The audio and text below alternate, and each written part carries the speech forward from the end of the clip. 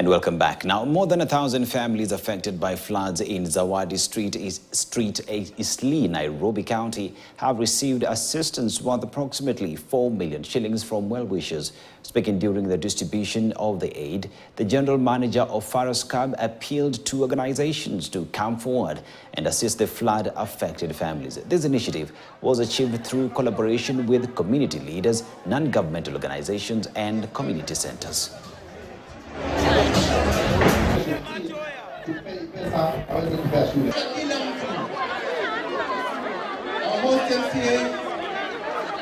And today they have donated food assistance for 1,000 households, which would help up to maybe 4,000 people, up to 5,000 people for 2 weeks.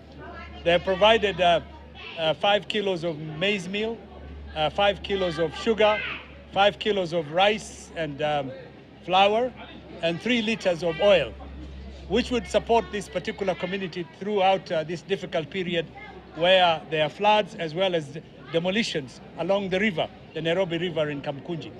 Leo tumeanzisha mpangilio wa kuwezesha our customers kudonate Faras Miles kupitia our donation program. Kwa hivyo kama uko hapa, uko hapa wewe ni customer wa Faras, uko na Faras Miles, unaweza ingia pale kwa hub, udonate to the community, na hiyo pesa itaweza kusaidia watu wengine ambao wameaffectiwa na floods ama wako na magonjwa.